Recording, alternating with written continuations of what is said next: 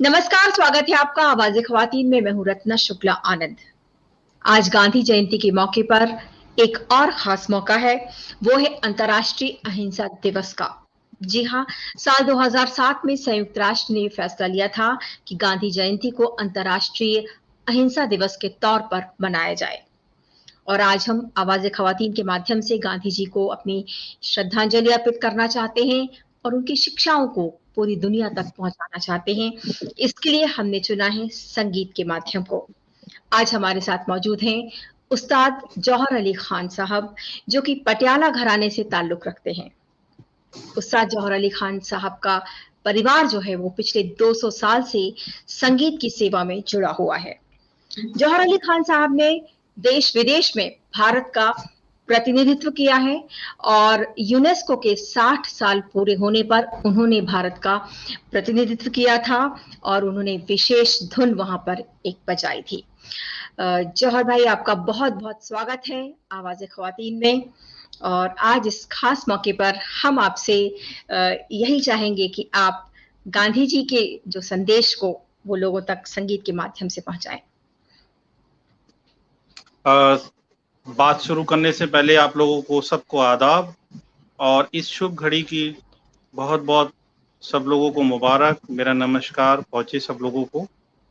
और ख़वातीन तो हमारी ज़िंदगी का हिस्सा है, हमारी लाइफ का एक पार्ट है, हमारे गुरुजन हैं, हमारी साथी हैं और हमारी देश की जो कल्चर की धरोहर है, खास करके हमारे the people who belong from traditional family of music घराना, उसमें उन लोगों का बहुत सहयोग है। कल आपसे इस विषय पे बात भी हुई थी।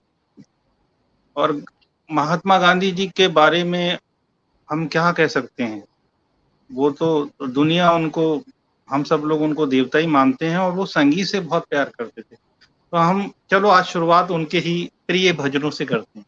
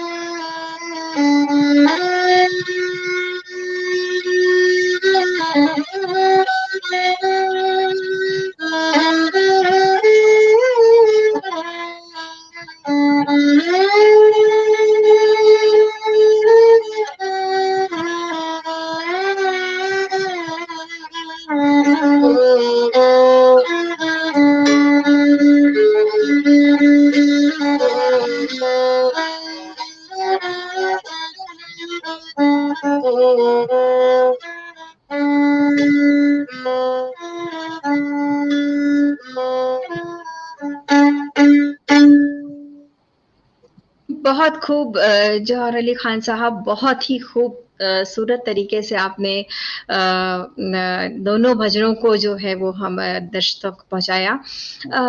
आपसे जानना चाहेंगे, आप तो जाने माने वायलिन वादक हैं, आपके पिताजी गौहर अली खान साहब भी जाने माने वायलिन वादक थे। देश विदेश में आप गए हैं संगीत को लेकर। हम आपसे गुजारिश करेंगे कि आपने यूनेस्को के 60 साल पूरे होने पर जो मेलोडी वहां पर जो आपने बनाई थी, जो प्रस्तुत की थी, आप वो भी हमें सुनाएं। ऑन दैट टाइम मुझे बहुत सरप्राइज और बहुत गर्व महसूस हुआ था कि यूनाइटेड नेशन ने मुझे चुना था टू रिप्रेजेंट इंडिया, और वो यूनेस्को ने उस प्रोग्राम को ऑर्गेनाइज किया था पेरिस में, उसका हेडक्वार्टर वहाँ पर है। वो प्रोग्राम एक यादगार प्रोग्राम है। वो मंच बहुत बड़ा है यूनाइटेड नेशंस का, और बहुत रेयर किसी ने इस मंच को पार्टिसिपेट किया है। तो वहाँ पर एक परफॉर्मेंस हुई थी, melody of dialogue among civilisations, और वो बहुत ही बड़े बड़े उसमें शख्सियत आए थे। यूनाइटेड नेशंस के अध्यक्ष, हमारे हिंदुस्तान के प्रेसिडेंट, और बहुत बड़ी बड़ी शख्सियत उसमें थी। और हमने वहाँ पर मिल के एक म्यूजिक कंपोज किया था। असल में वहाँ पर क्या हुआ था, सारे देशों से तकरीबन 200 से ऊपर कंट्रीज के आर्टिस्ट आए हुए थे। जी। तो वहाँ पर ये फैसला हुआ कि कौन इन 200 कंट्रीज को लीड करेगा, कौन सा देश उसको लीड करेगा। तो 2-2 मिनट सब लोगों ने अपना अपना म्यूजिक बनाया, और एक वोटिंग बॉक्स रखा हुआ था। सब लोगों ने वोट किए कि कौन कौन उस पे पूरे 200 देशों को लीड करेगा, कौन सा देश। तो जब वो बॉक्स खुला और वो कैप्शन सामने स्क्रीन पर लिखा हुआ आया कि India will lead, it was the very proud moment for me on that time. तो वहां पर जो हमने धुन बजाई थी उसका एक झलक मैं जरूर बजाना चाहूंगा। जी। वो राग किरवानी पर आधारित थी, और सब लोग हमारे देश का म्यूजिक बजा रहे थे। जी।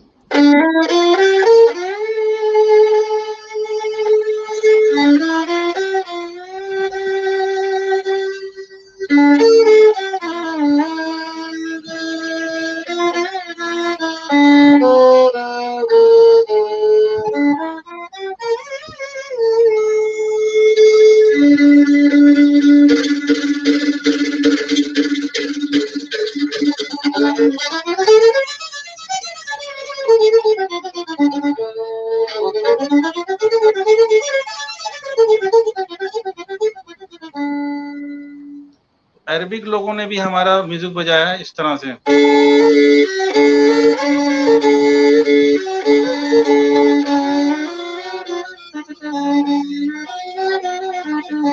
इस तरह से चाइनीज लोगों ने भी बजाया।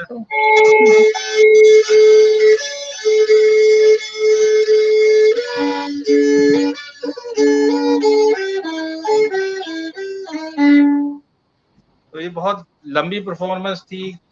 सब देशों ने हमारे देश के राग बजाए, किसी ने दुर्गा, किसी ने भैरवी, किसी ने दरबारी। जी। तो वो बड़ा अच्छा था। आई कांट एक्सप्लेन कि वो मुझे कितना प्रभावित किया उस कॉन्सर्ट ने। जौहर भाई, आप तो देश विदेश गए हैं, संगीत की कितनी बड़ी भूमिका है दिलों को जोड़ने में, और आपके अनुभव यदि आप हमारे साथ कुछ शेयर कर सकें। संगीत, ये बहुत बड़ा सवाल कर दिया आप। इसमें एक अगर मैं सरल शब्दों में बोलूं तो संगीत जो है वो दुनिया की हर शख्सियत का, ना सिर्फ इंसानों का बल्कि एनिमल्स का, पहाड़ों का, नदियों का, और यूनिवर्स का, यूनिवर्स की एक आवाज है जिसमें प्यार है, मोहब्बत है, एकता है, जज्बात है। और उसका रूट्स जो है वो ईश्वर ने इंडिया को बनाया है।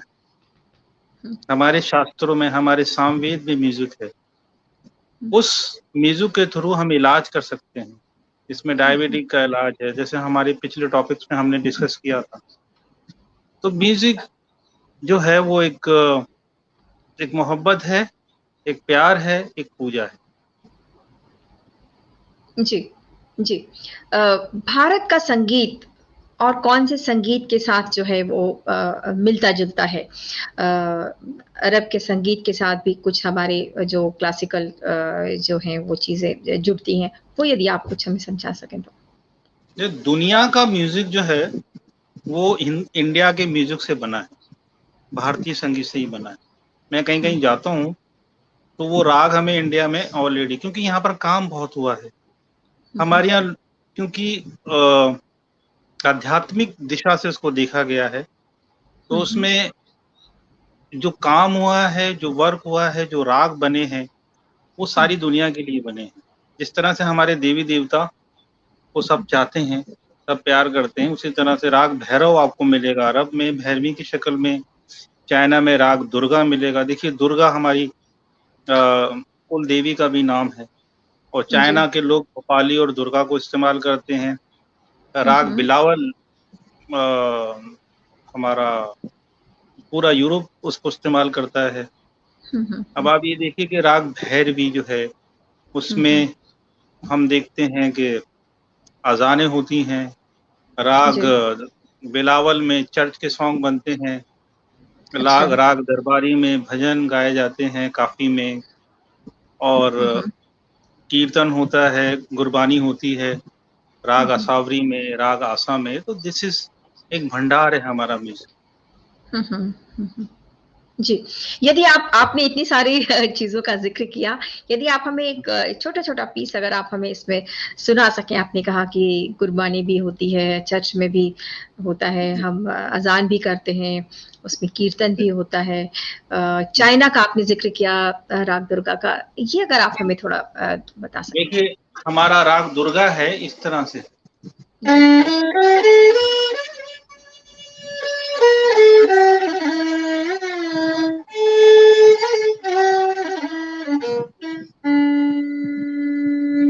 इसी को चाइनीज और कोरियन और उस क्षेत्र के जितने भी देश हैं, हमारा ये राग उन्होंने लिया है जहाँ हमारे शिव जी विराजमान हैं। वहां से उन्होंने देखिए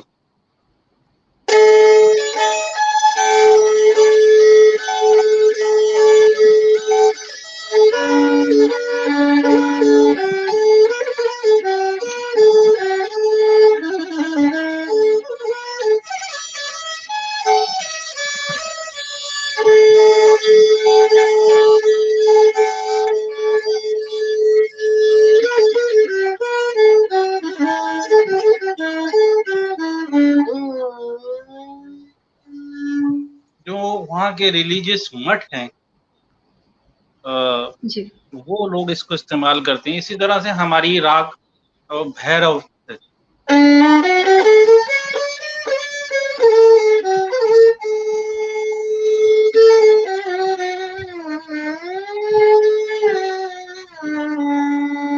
इसी तरह से भैरवी हैं।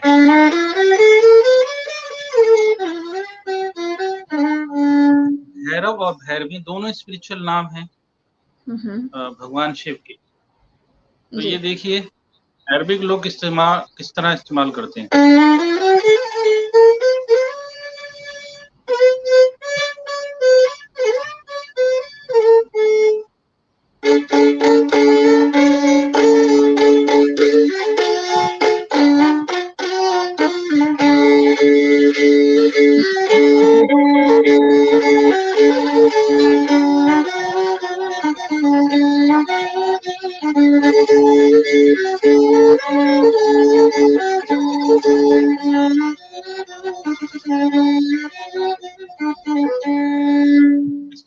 अमेरिका, पूरा यूरोप हमारा राग बिलावल इस्तेमाल करते हैं।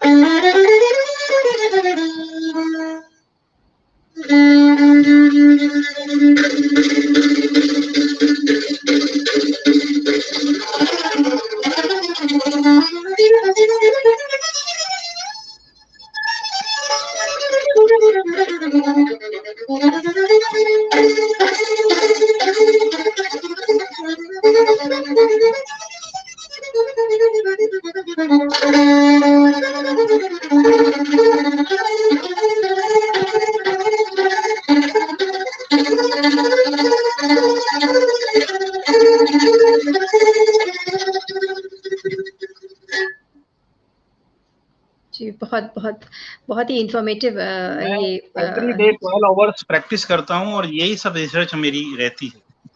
जी, जी। जौहर साहब, आपसे जानना चाहेंगे कि जब आप पूरी दुनिया में जाते हैं और संगीत के माध्यम से जब आप जो है वो एक तरह से ये एक ऐसा मौका रहता है जब लोग जुड़ते हैं और एक अलग तरह का एक समा बंधता है। कुछ आपके खास अनुभव इस दौरान के रहे हों जो आप हमसे शेयर कर सकें, क्योंकि आज मौका है अंतर्राष्ट्रीय अहिंसा दिवस का, तो इसके माध्यम से आप क्या संदेश देना चाहते हैं, क्या बताना चाहेंगे जो आपके अनुभव रहे हैं? The pandemic time is going on. बड़े दुख की बात है कि दुनिया इससे परेशान है और मैंने तो अपना बहुत प्यारा छोटा यंगर ब्रदर इसी साल 16 मई को होया है। जी, तो मैं तो बहुत यही दुख की बात चाहूँगा, है। अपनी अपनी जो भी मेडिसिन्स डॉक्टर आपको सजेस्ट करे वो दवाइयाँ खाइए और जो भी इसके नॉर्म्स बनाए गए हैं उसको हुँ, मास्क के, सैनिटाइजर्स के और साफ सुथरा रहने के लिए और जो भी इसमें प्रिकॉशन आपको बताए गए वो ज़रूर लीजिए। और आजकल जो दुनिया में जो हलचल है उसका पहला विषय तो पैंडेमिक ही है और संगीत शांति देता है। हुँ, हुँ, संगीत आपको एनर्जी देता है। संगीत ना सिर्फ आपकी बॉडी को, आपके जिस्म को एनर्जी देता है बल्कि आपकी सोल को, जो बहुत ही इम्पोर्टेंट है, जो हुँ, आपको हुँ, दिखती नहीं है, संगीत उससे जुड़ा हुआ है। तो मैं तो यही कहूँगा कि आप कोई सा भी अच्छा संगीत सुनिए हुँ, हुँ, और जो आपको अच्छा लगे संगीत उससे जुड़े रहिए। ख़ास करके इंडियन क्लासिकल म्यूज़िक जो है वो जी, ज़रूर सुनिए। वो एक पार्ट ऑफ लाइफ आप बना लीजिए, तो जी, आप उसको काफ़ी आपको जो मेरे पास शब्द नहीं है, वो जी, आराम मिलेगा, वो शांति मिलेगी, वो सुकून मिलेगा। तो यही मैं कहना चाहता हूँ कि संगीत से जुड़िए। जी। हम आपसे एक बार फिर कहेंगे कि आप कोई ऐसा राग उस पे आधारित कोई एक ऐसी प्रचलित धुन जो कि आम जो लोग हैं वो भी समझ सकें, और वो अगर आप अभी हमारे लिए आप बजाएँ तो? हाँ जी, एक बहुत ही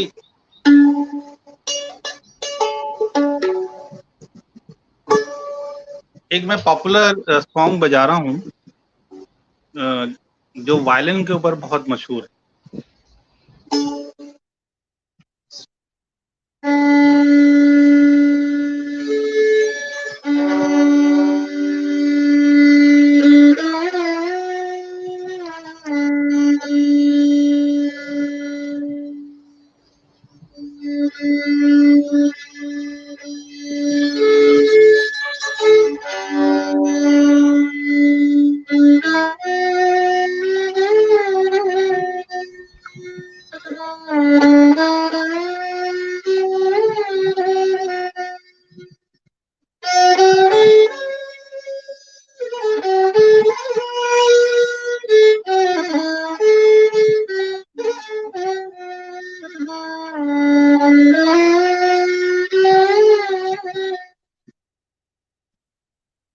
ये गाना बड़ा पॉपुलर है बहुत और बहुत खूब। जी। कोई और ऐसा गाना सुनना चाहेंगे अपनी फरमाइश का? जब आप राग भैरवी का जिक्र कर रहे थे तो हमें ऐसा लगा कि जैसे आप वो गीत बजा रहे हैं, जोत से जोत जगाते चलो। मैं नहीं जानती कि वो किस राग पर आधारित है, पर मुझे ऐसा लगा यदि आप ये वो सुना सके। आपने सही बोला, आपको भी संगीत का बड़ा ज्ञान है मुझे पता है। और मैं आपकी एक बार आवाज़ सुनी तो बहुत अच्छी है वो भैरवी में ही है।